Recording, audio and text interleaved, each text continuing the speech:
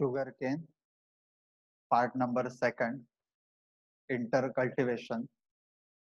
The operation followed in sugarcane crop are as follows. म्हणजे sugarcane मध्ये जी operations घेतली जातात ती सर्व खालीलप्रमाणे आहेत. Gap filling. It is done after complete emergence of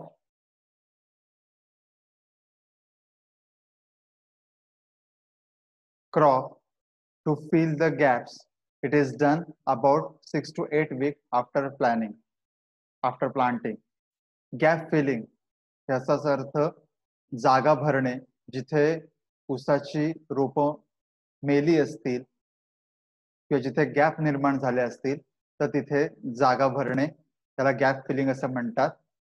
it is done after complete emergence of crop to fill the gap. म्हणजे ऊसाचं रोप संपूर्ण उगवून आल्यावरती जिथे काही कारणास्तव तिथे डोळे उगवत नाहीत तर त्या भागामधल्या गॅप भरून घ्यायच्या, म्हणजेच नवीन रोपांची लागवड करायची. It is done about 6 to 8 weeks after planting. आणि हे ऑपरेशन कधी करायचंय तर लागवडीनंतर 6 ते 8 आठवड्यानंतर हे ऑपरेशन आपल्याला करायचंय. वीड कंट्रोल म्हणजेच तणांचा प्रादुर्भाव कमी करणे. 2 to 5 hand weeding should be given. Use atrazine or alachlor herbicide. ऊस या पिकामध्ये 2 ते 5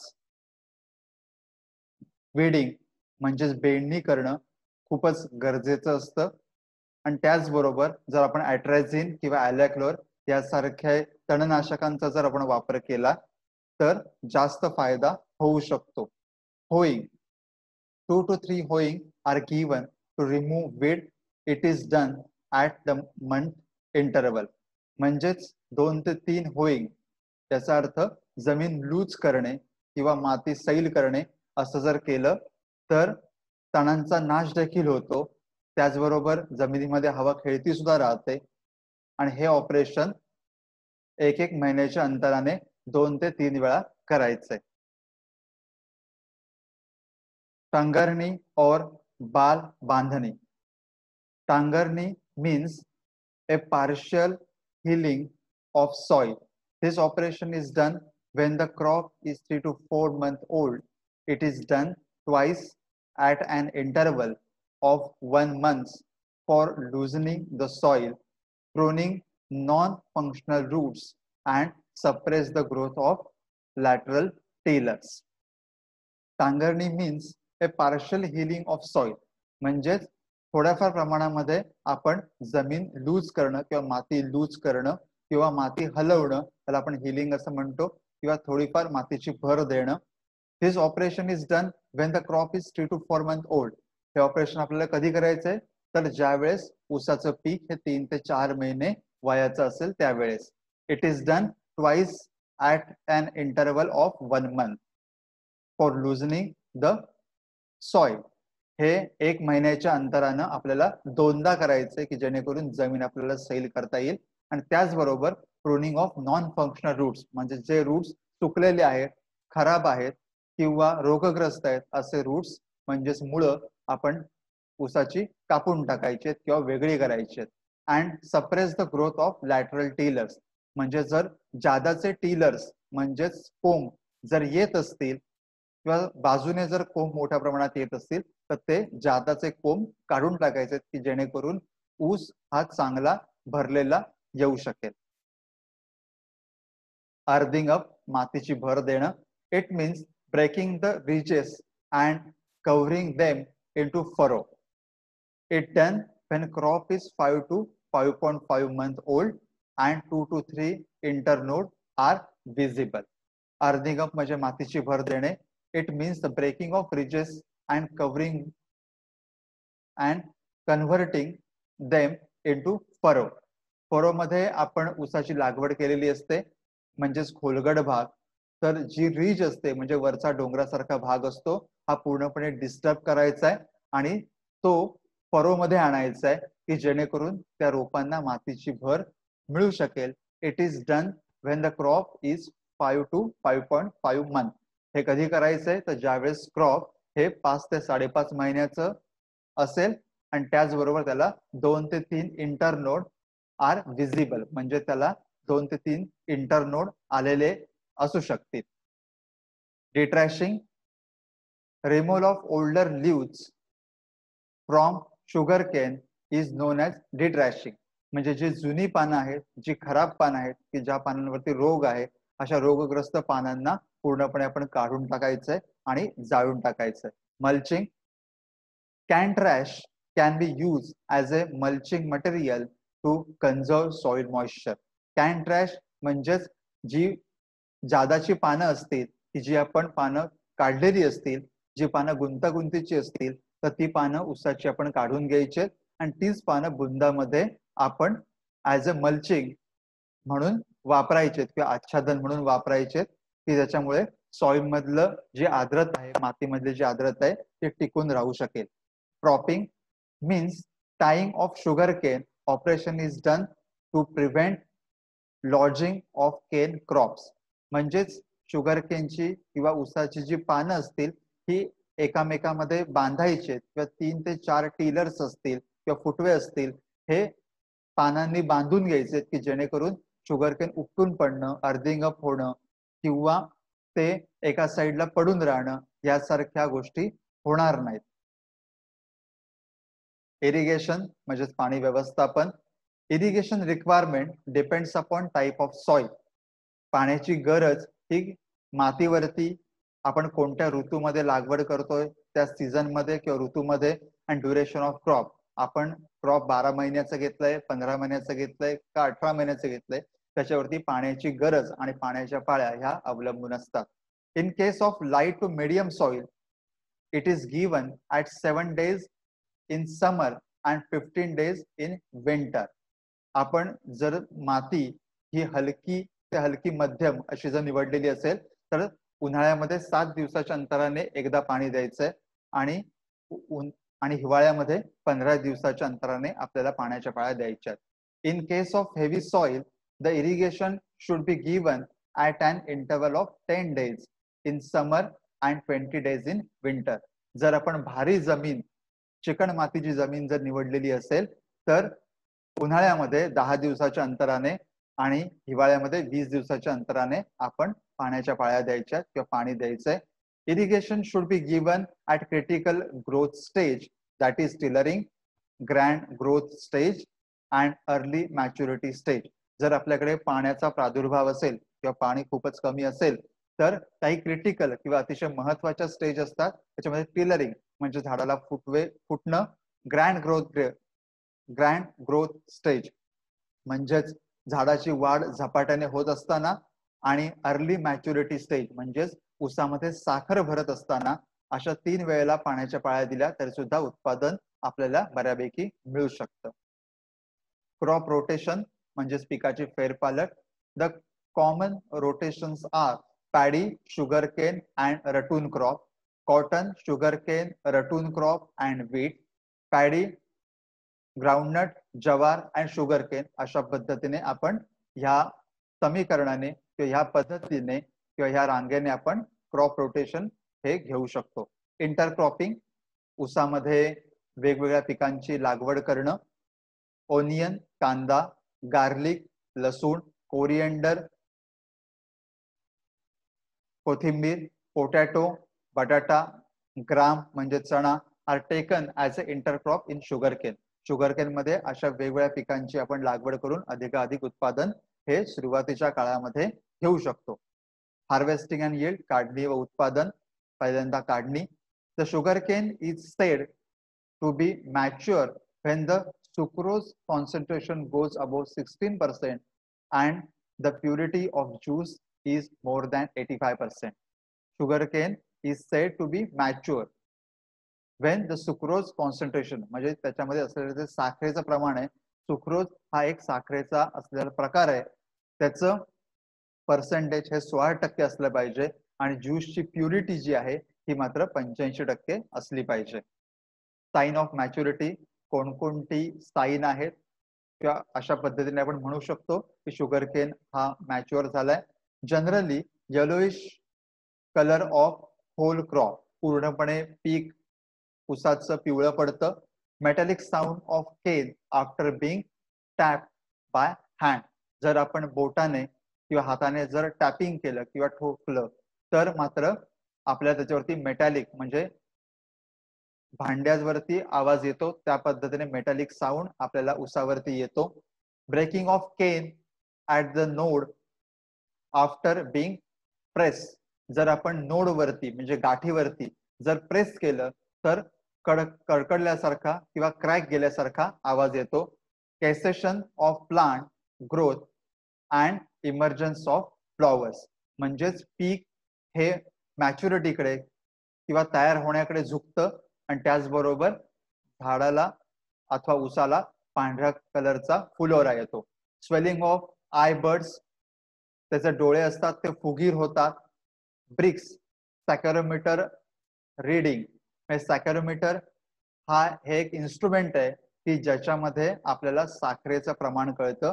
ते 21 ते 24 ब्रिक्स एवढं असणं गरजेचं आहे. ते ब्रिक्स मध्ये मोजतात. Actual harvesting, sugarcane crop is harvested by cutting the cane at ground level with the help of sharp chopper or knife. सुरीच्या साहाय्याने किंवा चॉपरच्या साहाय्याने शुगर केन म्हणजे ऊस हे पीक जमिनीलगत कट करतात किंवा कापतात. The dry leaves and roots are removed from the canes. जर ऊसाच्या खोडावरती सुकलेली पानं असतील किंवा सुकलेली मुळं असतील तर ती पूर्णपणे चॉपरच्या साहाय्याने साफ करतात. The immature tops with lives R also cut off, म्हणजे वरचा जो शेंडा असतो की जो पूर्णपणे तयार झालेला नसतो तो पूर्णपणे कट करून चॉपरच्या साहाय्याने टाकायचा असतो. Cane is then bunded and taken to the factory for crushing. अशा खोडांची छोटी छोटी बंडलं बांधायची असतात आणि ती शुगर केनच्या फॅक्टरीपर्यंत म्हणजे ऊसाच्या गाळप यंत्रापर्यंत किंवा कारखान्यांपर्यंत पोचवायची असतात. उत्पादन अडसाळी क्रॉप जर घेतलं तर 150 tons per hectare, pre seasonal crop घेतलं तर 125 टन्स पर हेक्टर आणि सुरू किंवा सीझनल क्रॉप घेतलं तर 100 टन्स पर हेक्टर. वेगवेगळ्या जाती varieties. CO means Coimbatore, Coimbatore 740, Coimbatore 775, Coimbatore 798, Coimbatore 419, Coimbatore 671, Coimbatore 7125 म्हणजेच संपदा, कोइंबतूर 7219, संजीवनी, पुले 265, कोइंबतूर 86032 आणि कोइंबतूर 10001. अशा वेगवेगळ्या प्रकारच्या हायब्रिड जाती आपल्याला बघायला मिळतात ऊसामध्ये. रटुनिंग म्हणजेच पेर पीक घेणं. Ratooning is a practice of allowing stubbles of previously harvested crop to sprout and grown to raise a new crop. या प्रॅक्टिस मध्ये जिथे पूर्वीचं क्रॉप कापलेलं असतं त्याच खोडांवरती नवीन नवीन टेलर्स म्हणजे फुटवे येतात आणि अशा फुटव्यांपासून जे क्रॉप घेतलं जातं त्याला रटुनिंग क्रॉप असं म्हणतात. याच्यामध्ये कोणत्याही प्रकारचे स्टम्प्स किंवा सेट्स ह्याची लागवड करायची नसते किंवा जमीन नांगरायची नसते. राहिलेली जी धसकट असतात त्यांनाच नवीन टेलर्स येतात, त्यांनाच नवीन स्प्राउट्स येतात किंवा फुटवे येतात आणि त्यावरती आपण हे क्रॉप घेत असतो. इम्पॉर्टन्स ऑफ रटुनिंग, महत्व काय आहे? Ratooning save cost on preparatory tillage. सुरुवातीच्या काळात जे आपण जमिनीची नांगरणी करतो तर त्याची जी त्याचा जो येणारा खर्च आहे तो कमी करता येतो.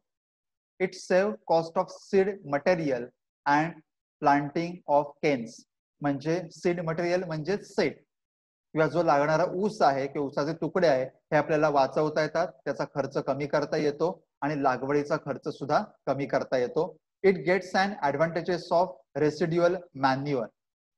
याच्यामध्ये रेसिड्युअल मॅन्युअर म्हणजे ऊसाचं जे पाचट आहे ते आपण तिथेच शेतामध्ये टाकत असतो, त्यामुळे ते तिथेच कुजून त्याला ऑर्गॅनिक म्हणजे सेंद्रिय खत मिळत असतं. त्यामुळे ऍडिशन असं कोणत्याही प्रकारचं सेंद्रिय खत टाकण्याची गरज नसते. In all, it saved 20 to 25% expenditure as compared to plant new cane, म्हणजेच नवीन लागवडीपेक्षा 20 ते 25% खर्च आपल्याला रटुनिंग क्रॉप मध्ये वाचवता येऊ शकतो. It also give good yields if same cares is taken like planted canes. याची काळजी हा पूर्वीचा जो आपण ऊस घेतलाय त्याप्रमाणेच ह्याची काळजी घ्यायची आहे, सगळी ऑपरेशन त्याप्रमाणेच करायची आहेत आणि त्याचबरोबर ह्याचं उत्पादन सुद्धा मोठ्या प्रमाणात वाढलेलं आपल्याला बघायला मिळतं. मॅनेजमेंट, कोणकोणत्या प्रकारचं व्यवस्थापन करायचंय. The cane should be harvested close to the ground level. जे आपण पीक काढणार आहोत ते जमिनी लगत कापणं अतिशय गरजेचं आहे. All trash and dried canes should be remove after harvesting. जर आपण रटुनिंग क्रॉप घेऊन पूर्ण झालं असेल तर उरलेला जो पालापाचोळा आहे, रोगट पानं आहेत किंवा पाचट आहे, त्याचबरोबर त्याची मुळं धसकट आहेत, ही पूर्णपणे जमिनीतून उकरून काढून टाकायचे आणि नष्ट करायचे. Irrigation is withhold for a period of 4 to 6 weeks. 4 ते 6 आठवडे आपण पाणी देणं त्या जमिनीला थांबवायचंय की जेणेकरून जमीन ही सुकेल आणि धसकट काढणं किंवा मुळ्या काढणं सोपं जाईल. The emerging shoots and stubbles should be cut close to the ground level for uniform stand of the crop. जर परत रटुनिंग क्रॉप घ्यायचं असेल आपल्याला तर जे नवीन नवीन शूट्स आलेले असतील तर ते सगळे कापून टाकायचे की जेणेकरून एकाच वेळेस सगळे शूट्स परत येतील, नवीन एकाच वेळेस सगळे टीलर्स येतील आणि आपल्याला क्रॉप मध्ये युनिफॉर्मिटी म्हणजे समानता दिसून येईल की जेणेकरून ऊस एकाच वेळेस आपल्याला कापता येऊ शकेल. Break the side of ridges and lose the middle portion with the help of shovel tooth cultivar.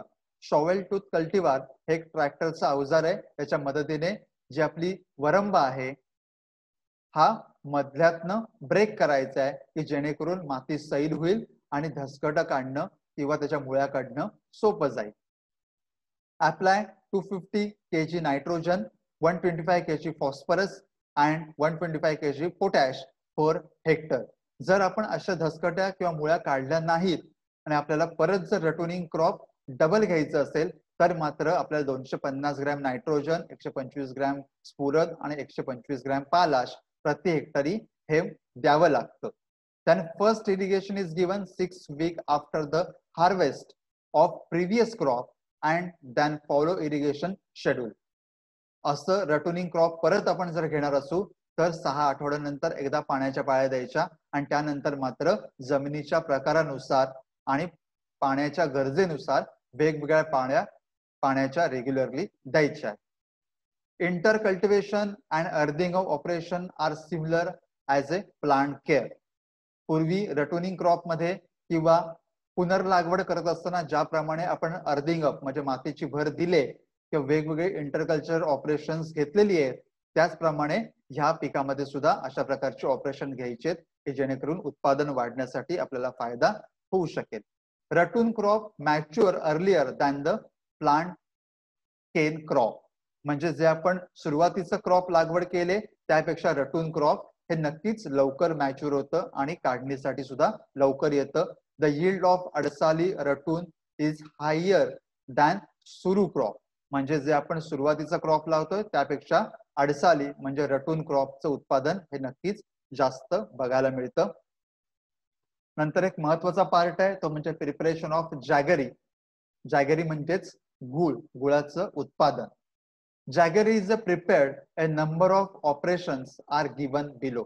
जर आपल्याला गुळ तयार करायचा आहे तर वेगवेगळी ऑपरेशन्स किंवा वेगवेगळ्या पद्धती आपल्याला खालील प्रमाणे बघाव्या लागतील. Iron crusher operated by electric motor are used and cane is crushed to obtain juice. आपल्याला उसाचा रस जर काढायचा आहे तर आयर्न क्रशर म्हणजेच लोखंडी क्रशर जो असतो की जो आपण बाजारामध्ये बघतो त्याच्या साहाय्याने आपण उसाचा रस काढला जातो. The juice is then filtered through wire gauge and transfer into boiling pan. जी कढई असते त्या कढईमध्ये आपल्याला तो रस ओतायचा आहे आणि तो ओतण्यापूर्वी आपण चाळणीतून चाळून घ्यायचा आहे की जेणेकरून जर ऊसाचं काही पाचट म्हणा किंवा ऊसाचे काही अवशेष त्याच्यामध्ये आले असतील तर ते पूर्णपणे आपल्याला गाळून घेता येतील. The juice is should be boiled within period of 6 hours after it's extraction. The juice is should be boiled म्हणजे जो ज्यूस आहे तो आपल्याला उकळवायचा आहे within a period of 6 hours after extraction of A juice. म्हणजे 6 तासाच्या आत ज्यूस काढल्यानंतर तो आपल्याला उकळवायचा आहे, अन्यथा गुळ चांगल्या पद्धतीचा चांगल्या गुणवत्तेचा तयार होणार नाही. Suspended impurities are remove by first heating for a period of 30 to 35 minutes. ज्यावेळेस आपण कढईमध्ये गुळाचा रस म्हणजेच ऊसाचा रस हा उकळवायला लागू त्यावेळेस पहिल्या 30 ते 35 मिनिटांमध्ये त्याच्यामध्ये जे काही इम्प्युरिटीज आहेत तर त्या वरती यायला लागतात. त्या वरती आलेल्या इम्प्युरिटीज आपण पळीच्या साह्याने काढून टाकायच्या. The scum is remove by long handle perforated ladle. Ladle म्हणजे पळी, मोठ्या पळीच्या साह्याने जी काही मळी आलेली असेल, स्कम म्हणजे मळी, मळी आलेली असेल ती पूर्णपणे काढून टाकायची की त्या मळीमध्ये इम्प्युरिटीज असतात. तर त्या काढल्यानंतर गुळाची गुणवत्ता आपल्याला सुधारता येऊ शकते. बगास, ट्रॅश और cotton stalk are use as a fuel for heating. आपल्याला उकळवताना बगास, ट्रॅश किंवा कॉटन स्टाल म्हणजेच कापसाची धसकट, ऊसाची धसकट किंवा बगास असेल हे आपल्याला जाळण्यासाठी वापरायचं आहे की जेणेकरून आपल्याला ज्यूस सहजरित्या उकळवता येऊ शकेल. The juice in the course of heating is freed of all impurities by using bhendi mucilage. भेंडी म्युसिलेज म्हणजे भेंडीचं पीक आहे, त्या भेंडीचे जे म्युसिलेज आहे म्हणजे चिकट द्राव आहे त्याच्या माध्यमातून आपल्याला हिटिंग करत असताना ते जर मिसळलं तर अधिकाधिक त्याच्या इम्प्युरिटीज आपल्याला बाजूला करता येतात.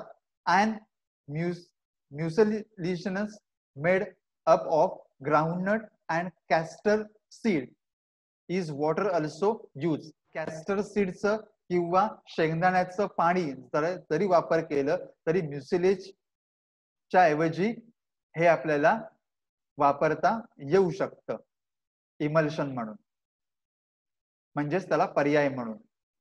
Chemical clarificant like superphosphate solution is use in second course of heating for removing impurities and for improving colour of jaggery. म्हणजेच केमिकलचा जर वापर करायचा झाला तर दुसऱ्या वेळेला ज्यावेळी परत आपण उकळायला गुळाचा रस म्हणजेच ऊसाचा रस हा ठेवत असू त्यावेळेस सुपरफॉस्फेट नावाचं सोल्युशन आहे किंवा केमिकल आहे ते त्याच्यामध्ये टाकायचंय की जेणेकरून राहिलेल्या इम्प्युरिटीज आहेत त्या अधिकाधिक वर येऊन आपल्याला स्वच्छ गुळ मिळू शकेल. कागजी लाईम किंवा kagzi lemon suspension is essential for avoiding saltish taste to the juice.